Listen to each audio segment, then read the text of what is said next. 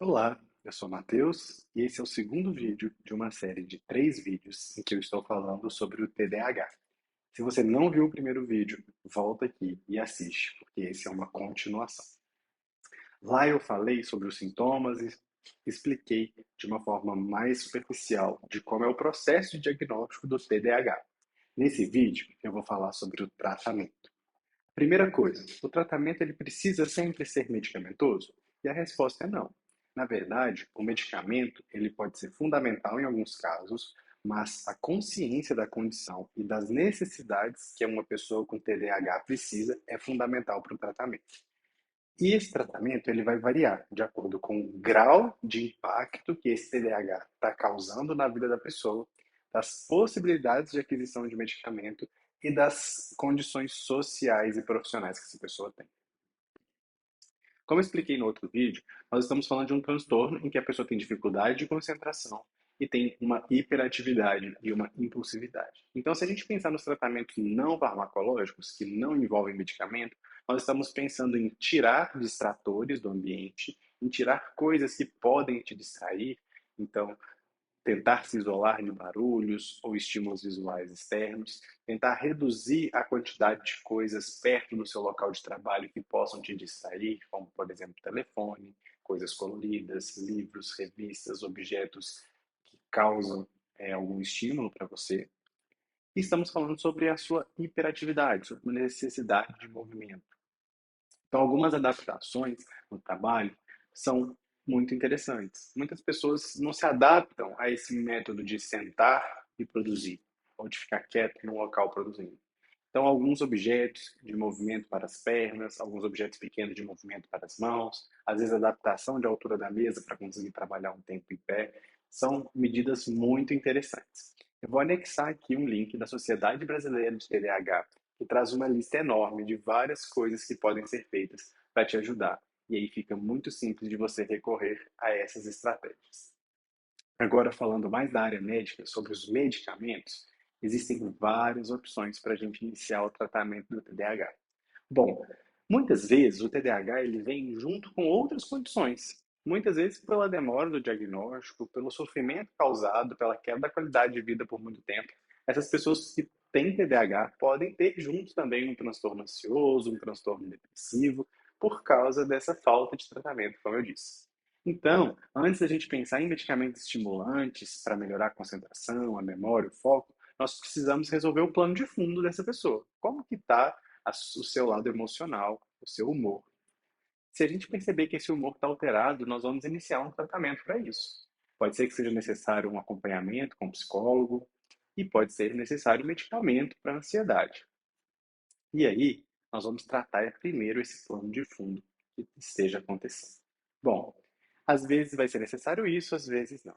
E aí nós vamos partir para os medicamentos específicos para o TDAH.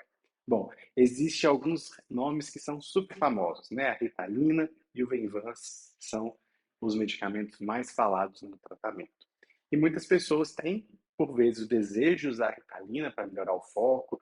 Pessoas que nem têm o TDAH, por vezes, buscam esses medicamentos para melhorar a performance. Vamos falar sobre eles, então. A Ritalina e o Venvance, eles são medicamentos diferentes, mas eles agem aumentando a concentração no cérebro. Através desses medicamentos, ocorre um estímulo de um neurotransmissor parecido, que é a noradrenalina. E com o estímulo que a gente chama da noradrenalina, isso acontece um aumento do foco nas atividades. São medicamentos que a gente precisa de um acompanhamento de perto, porque eles podem causar alguns efeitos colaterais, como, por exemplo, o aumento da ansiedade. Então, não é possível você começar um remédio e não ter um acompanhamento do uso daquele medicamento.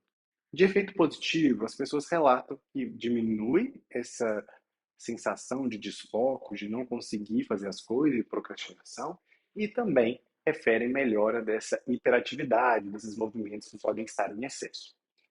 Esses medicamentos são muito legais, mas para uma pessoa que está com ansiedade, a gente não recomenda a princípio. Muitas vezes a gente precisa primeiro tratar a ansiedade. Esses medicamentos, eles precisam de uma receitinha amarela especial para conseguir fazer o uso, para comprar na farmácia. E essa receita amarela, ela tem que ser física, ela tem que estar na sua mão, original, com a assinatura caneta, carimbo médico, para você conseguir comprar. Nas consultas online, então, a gente precisa encaminhar essa receita via correio para que você consiga adquirir esse medicamento. Agora, eu vou te falar de algumas opções mais novas no mercado. Tem um remédio que está chamando a atenção de muita gente, que é o Atenta, né? E o nome da molécula é atomoxetina. Esse medicamento, ele já é antigo no mundo, mas no Brasil tem pouco tempo. Esse remédio, ele não é estimulante em si, como os outros dois que eu falei. Ele, na verdade, potencializa o estímulo que seu próprio cérebro produz. Com isso, ele não muda muito as áreas do cérebro em que ocorre o estímulo, e sim potencializa o que o seu corpo naturalmente está estimulando.